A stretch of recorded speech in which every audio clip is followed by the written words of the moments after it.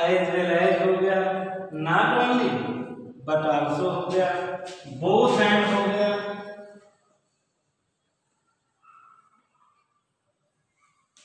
ये जोड़ बताने वाले कंजक्शंस हैं, इनसे सेंटेंस को जोड़ा जाता है।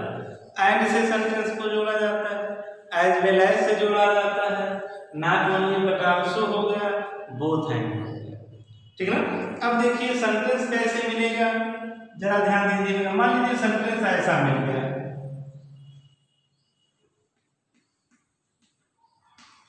Air is fresh,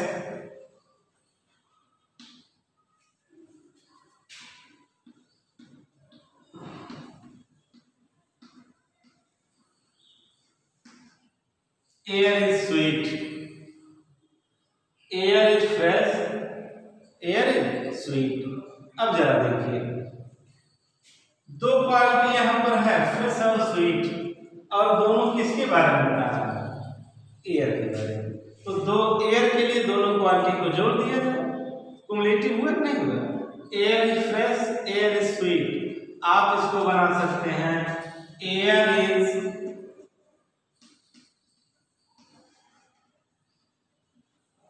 fresh and sweet, जोड़ दिया। किससे जोड़ दिया, कंजक्शन से, एंड से। आपका सेंटेंस बन करके तैयार हुआ, air is fresh and sweet.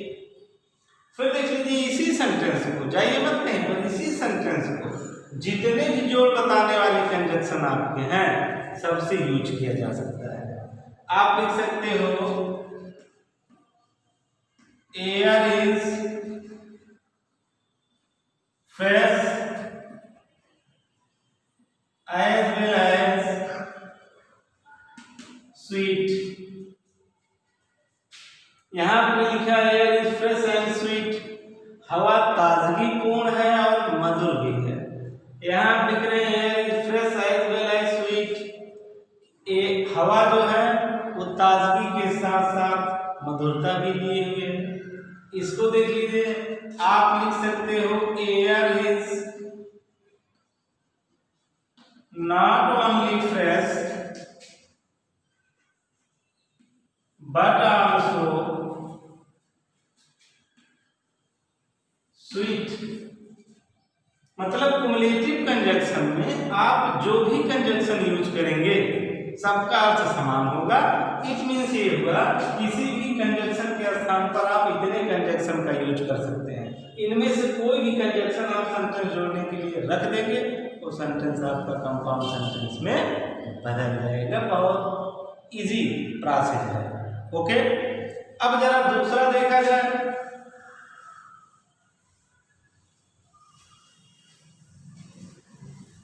दूसरा है एडवर्सेटिव।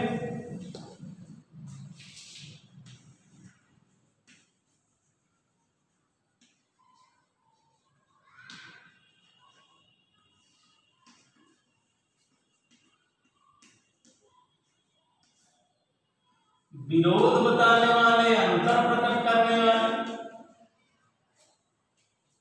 ओके, इसमें देखिए कैसे कैसे कंजक्शंस यूज किए जाते हैं। बट का, एट का, स्टिल का, इन सब का प्रयोग किया जाता है। इनसे अंतर प्रकट होता है, विरोध प्रकट होता है। ऐसे कंजक्शन से आप अंतर प्रकट करते हैं। देखिए कैसे, सेंटेंस आ जाए he is poor, he is honest, he is poor, he is honest, वह गरीब है, ही इज ऑनेस्ट, वह ईमानदार है। तो आप इसको कंपाउंड सेंटेंस कैसे बनाओगे, he is poor but honest,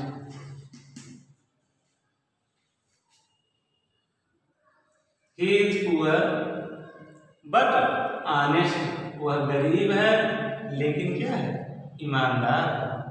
इसी का स्थान पर एक रख दिया जाए। आप कहोगे he is poor and honest, वह गरीब है फिर भी ईमानदार है।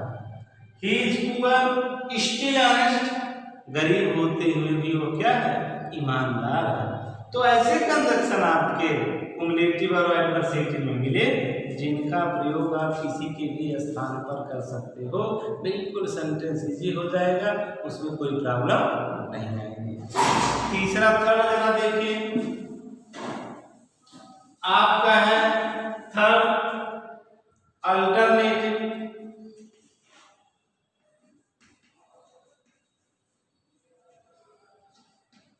अल्टरनेटिव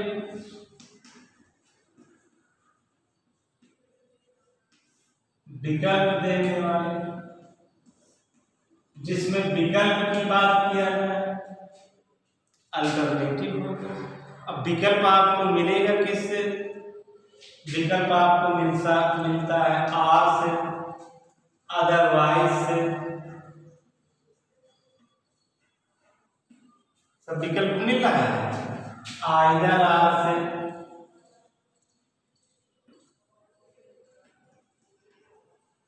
नाइदर नार से, ये सब किससे मिल रहे हैं, सब विकल्प मिल रहे हैं। आर मीन्स क्या होता है, अथवा आपको अल्टरनेटिव दे दिया, अदरवाइज अन्यथा अल्टरनेटिव दे दिया, आइदर आर या तो, नाइदर नार ना तो, विकल्प मिल रहा है नहीं मिल रहा। तो ऐसे कंजक्शन जो होते हैं अल्टरनेटिव में यूज किए जाते हैं। जरा देख लीजिए एग्जाम्पल ऐसे आएगा, लिख दिया make haste,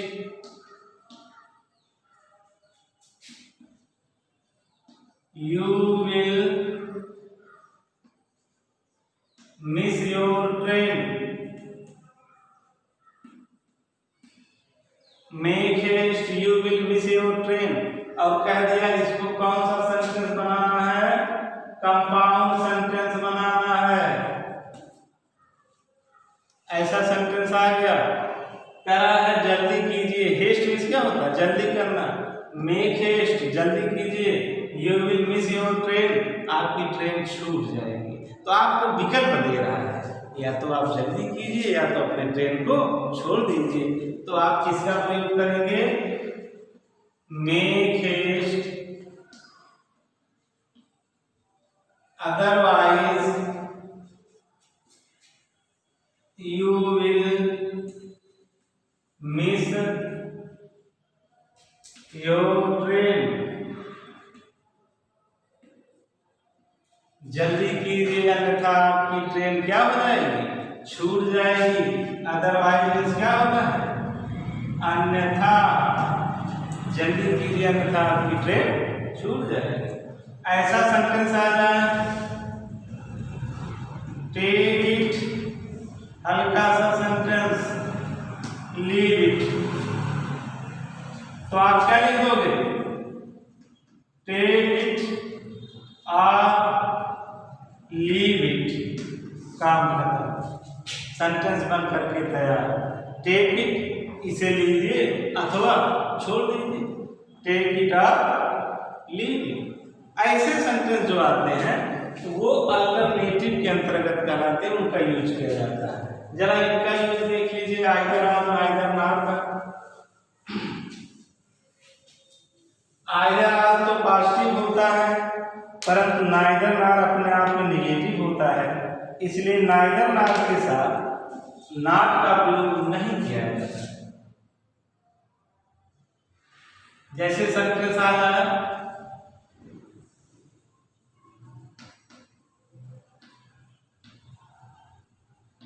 come in time,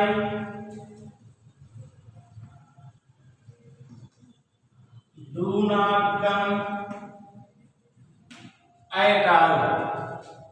come in time समय से आइए, do not come at all आइए ही नहीं। तो आप क्या लिखेंगे, आइदर कम इन टाइम और do not come at all. आपका सेंटेंस बनकर के तैयार हो गया, या तो समय से आइए या आइए चाहिए ही नहीं। इसी को कहा जाता है कंपाउंड सेंटेंस का निर्माण करना। जरा देख लीजिए, he did not come, he did not come, he did not send any letter, he did not come, he did not send any letter। तो क्या करोगे, किसका निगेटिव है ना, तो neither not का प्रयोग, he did not come वह नहीं आया, he did not send any letter उसने कोई पत्र भी नहीं भेजा। अब जरा देख लीजिए, हमने बताया कि नाइदर अपने आप में निगेटिव होता है। अब ये सेंटेंस किसमें था, पास्ट इंडेफिनिट में निगेटिव था। जब इसको हमने नाइदर में बदल दिया, नाइदर अपने आप में निगेटिव हो गया।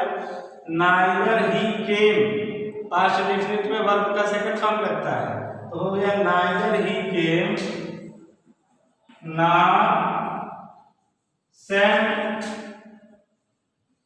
any letter। सेंटेंस बन करके तैयार हो गया। ऐसे ही कंपाउंड सेंटेंस का निर्माण किया जाता है। चौथा जरा देख लीजिए, इलेटिव है चौथा, परिणाम की सूचना देता है।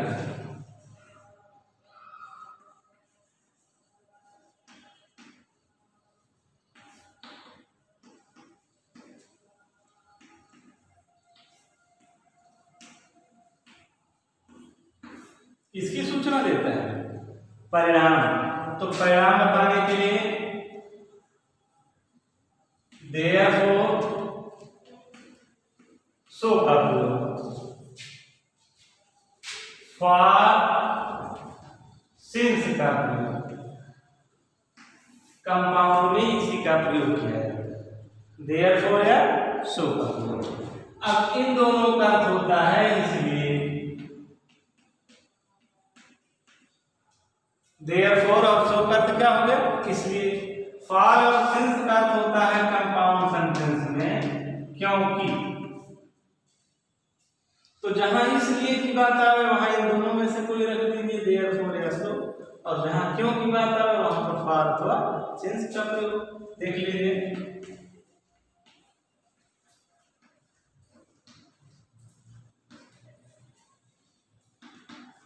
सेंटेंस आपका है he did not go to school,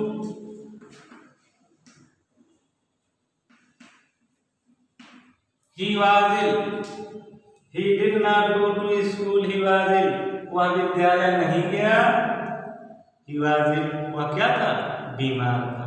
अब इसी सेंटेंस को आप दोनों विधाओं से बना सकते हैं, therefore या so से भी, for या since से भी। अब जरा देखिए,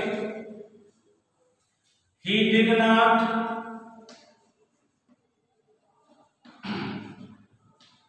go to school, दोनों में से कोई एक लगा दीजिए, for या since, he was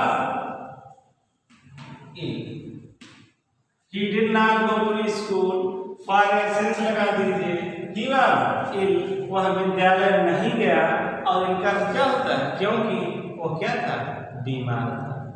इसी सेंटेंस को पहले लिखिए, दूसरे वाले सेंटेंस को, he was ill वह बीमार था, so या therefore दोनों में से कोई एक, therefore he did not go to school।